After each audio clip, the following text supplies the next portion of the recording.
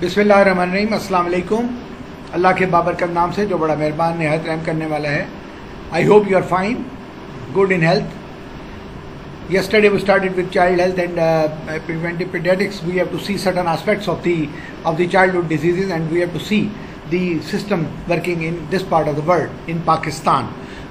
Yesterday we just it was a little bit of the introduction of the subject and a little bit of the way we are discussing those topics.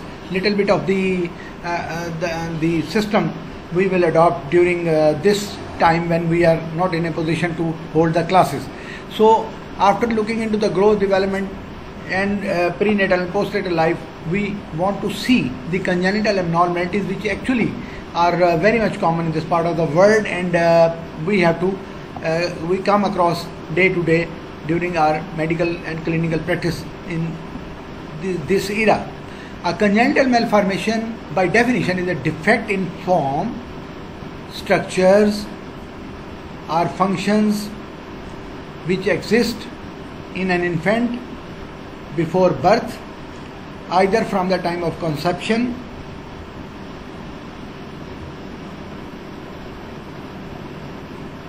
or subsequently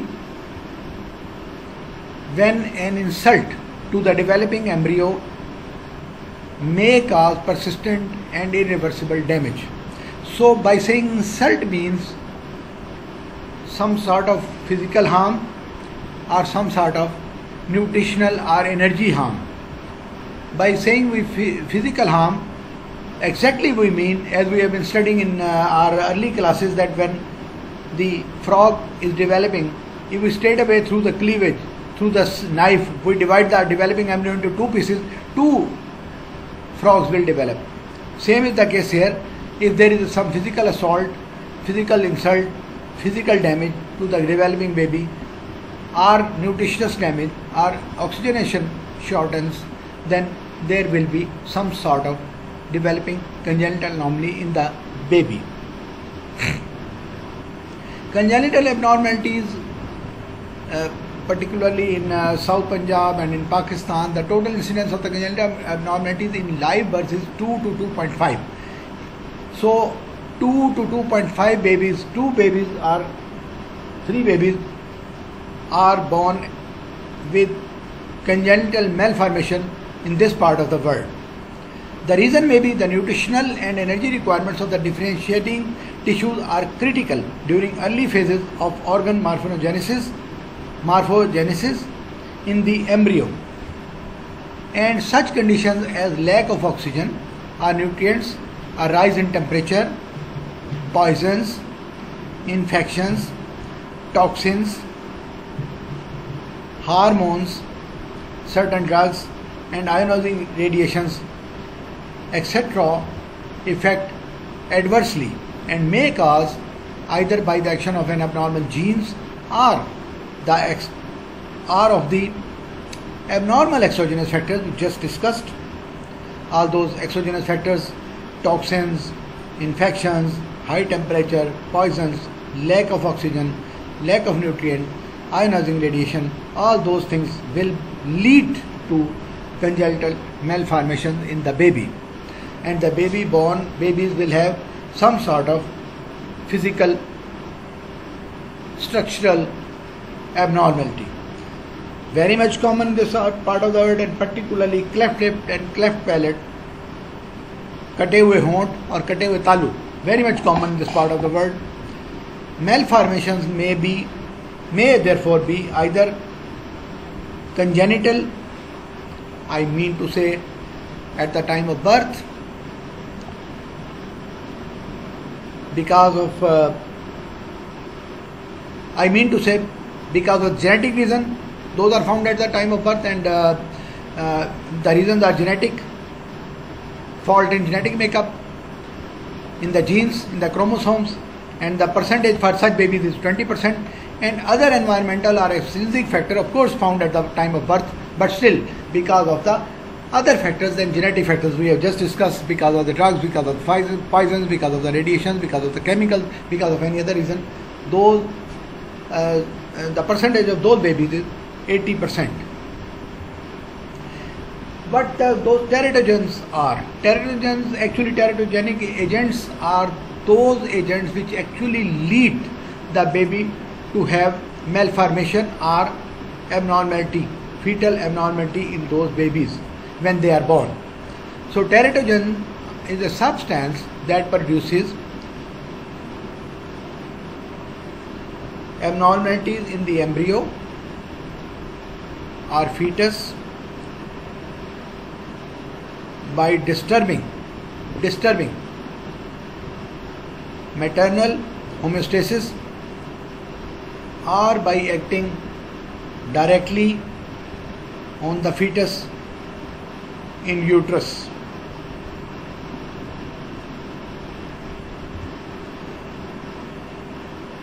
Then of course we step forward and see for the postnatal growth. As far as the genetic abnormalities are concerned, certain are corrected by the medicine, certain are dealt with surgically, and certain remain throughout with life. Now for the next step, postnatal growth. We have to see for the postnatal growth after the delivery, how the baby grows. Growth in height is completed at about 16 to 17 years in the females and 18 years in the males. But this is commonly seen and may be a reference criteria. Sometimes the height increases up to 20 years or even more in the males and females in this part of the world. And in states, sometimes required height is achieved only in 11 years of the age, particularly in the females. So this is just a reference criteria. Then head circumference. Head circumference is one of the anthropometric measurements, one of the reference measurements. We have to see what is the size of the head at the time of delivery, and we have to see with the growth of the baby. When the baby develops, baby grows, we see what is the size at 6 months, what is the size at the 1 year, and normal references are there. Let us see. So head circumference is important as it reflects the growth of the brain. It increases extremely rapidly during infancy. By 6 months, the brain reaches 50% of the adult size, and 60%, the size has reached 60% by 1 year. Anterior frontinelli, of course the fusion of the bones, the anterior frontinelli, fusion of the skull bones. Anterior frontinelli closes at any time between 9 to 18 months, but standard reference is 1 year. Markedly delayed closure usually indicates hydrocephalus, means to say if there is more fluid, CSF, cerebrospinal fluid in the brain, certain other tumor pushing the CSF fluid and not allowing the frontinelli to be closed, then the head increases in its size and does not reach the required size in 1 year, and the frontinelli does not close by 1 year or up to 18 months. And congenital or required metabolic abnormalities of such ossifications, when the bones are not ossified properly, calcium may be missing, vitamin D may be missing, hormonal abnormalities may be there because of like cretinism, phosphate may be missing, hypophosphatemia, and rickets of course, which I have already told you, because of vitamin D and calcium incorporation into the bones. Standard reference. Normally circumference of the head is somewhat larger than that of the chest from birth to 6 months. I repeat, from birth to 6 months it is of the size, chest and head are of the same size, but the two become approximately equal at 1 year. Before 6 months, head is of more size than chest, and at 1 year both are of the same size, and the head circumference is less than that of the chest thereafter. After 1 year, the size of the chest goes on increasing and head remains the same. Now, factors influencing growth. What are the factors which actually influence the growth? Certain babies grow normally, certain are weak, are short statured, are small in size, shorter in size. So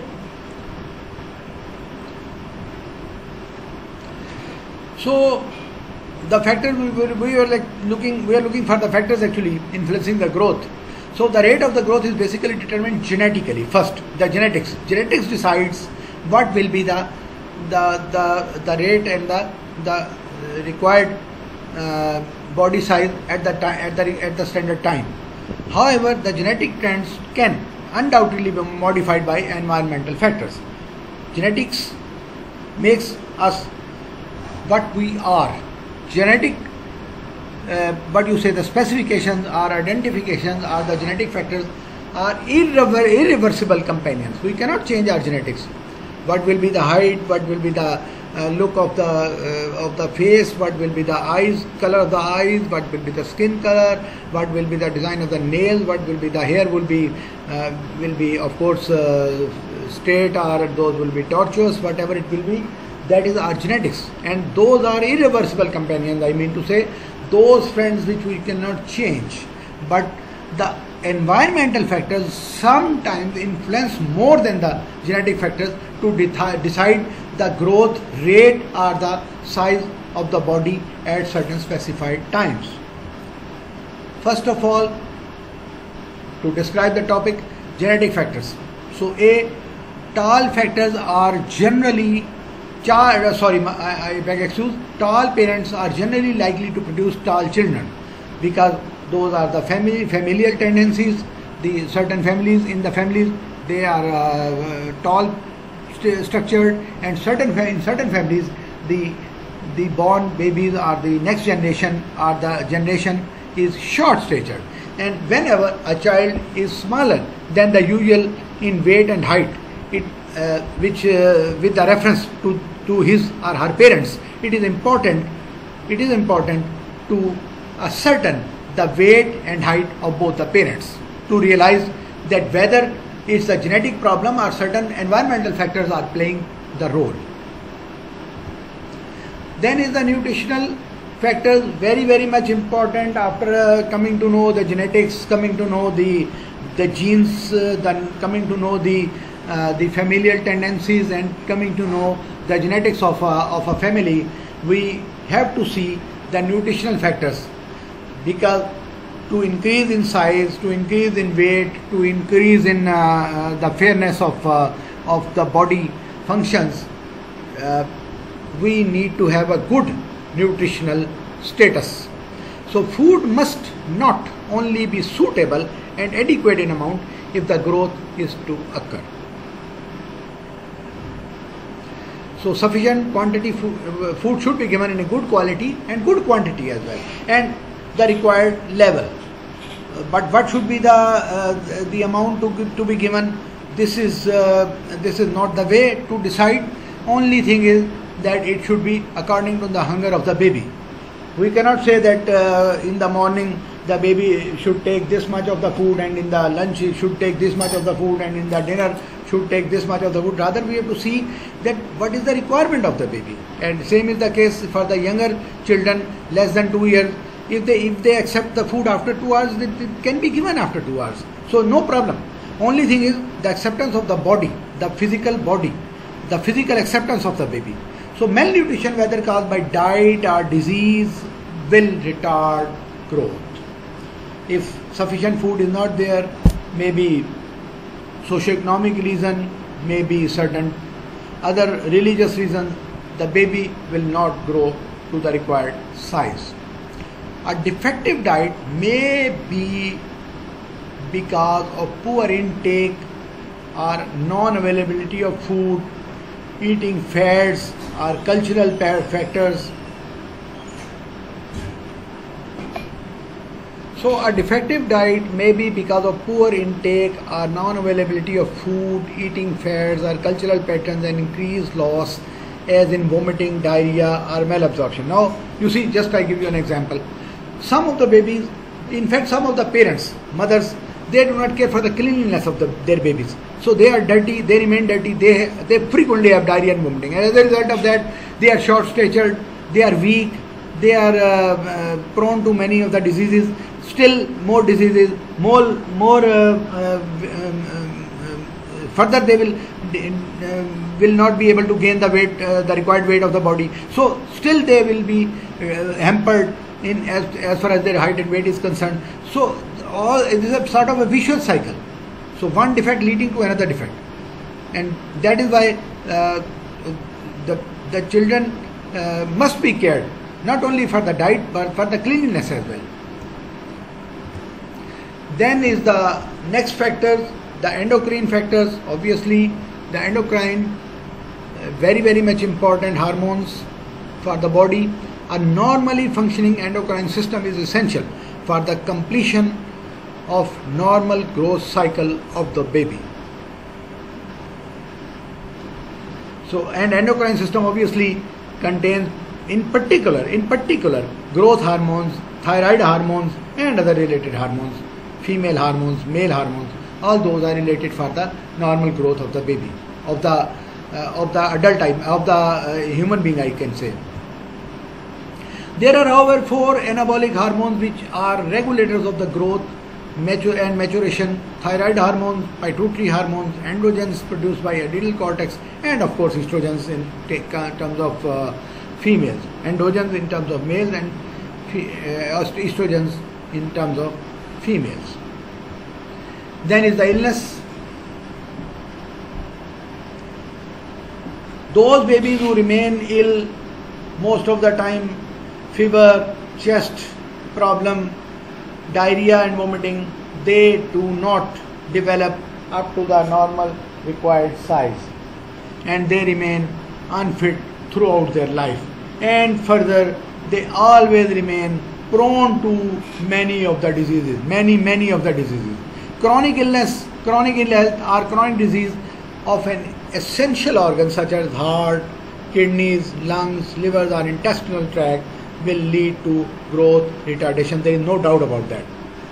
Chronic illness or long-standing illness will not allow the gentleman or the lady to achieve the normally required height, or the height attained by their brothers and sisters who do not possess those diseases.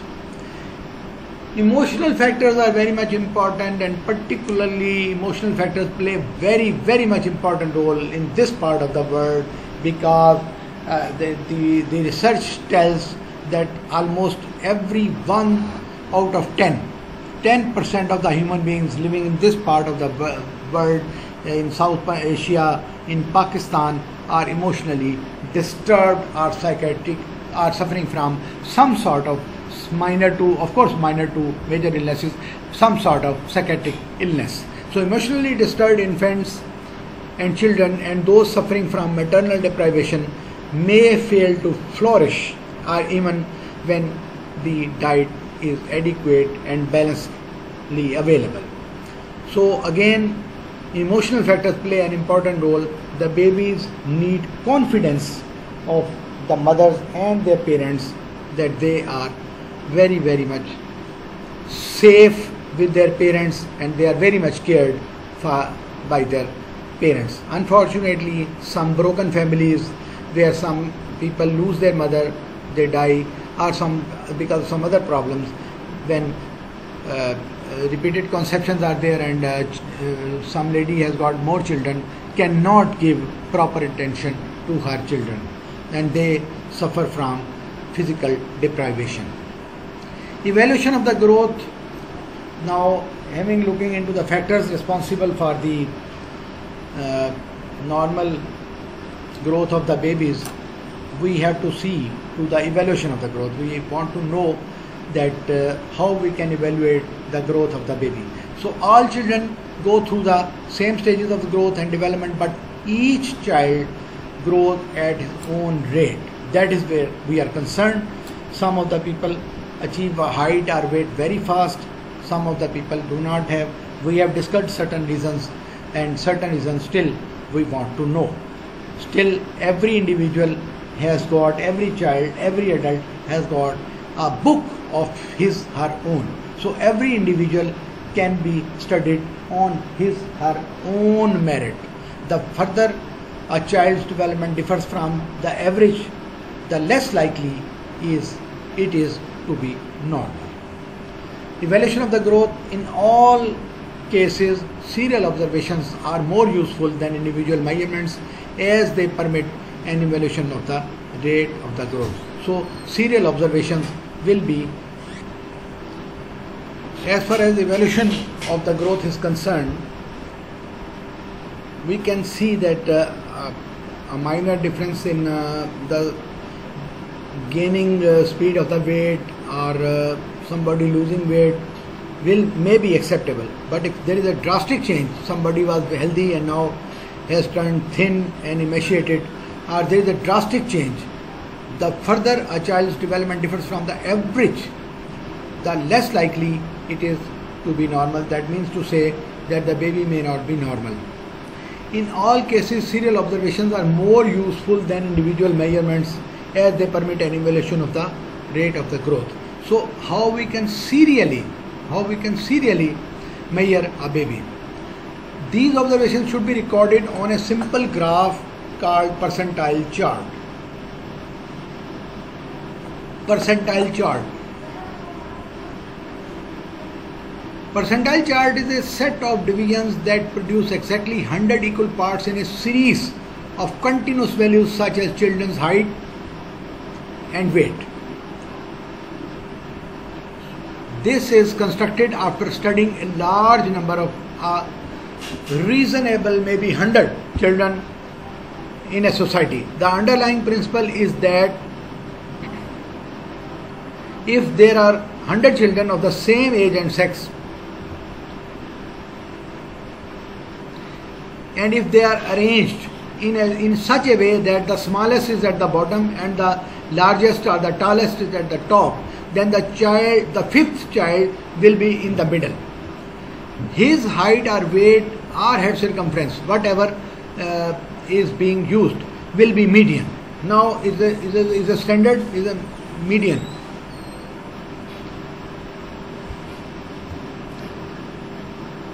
If he is called 5th centile, then the 10th centile or the 10th child starting from 0 will be much smaller, and the 90th centile or the 90th child will be much larger.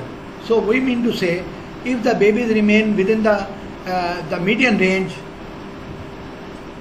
the child whose weight is below 10th centile is very likely to be abnormally small, and the weight of the one above the 90th centile is likely to be abnormally high or large. Thus the centile charts are frequency distribution.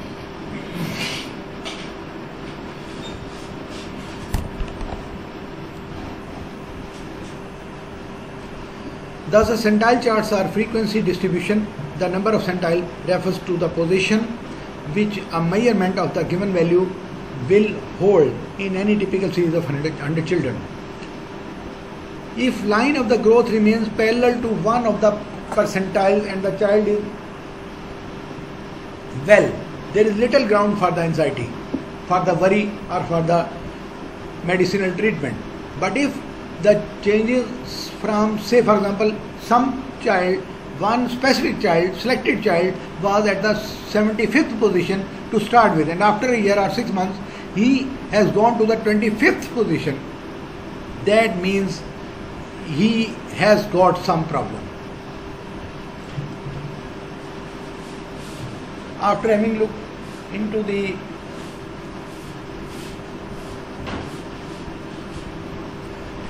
percentile chart, puberty and adolescence. A little bit about the puberty. Obviously, puberty is the time frame or the time between the adulthood and the childhood and the adulthood. Puberty is the period of rapid sexual maturation growth which terminates the childhood and starts the adulthood.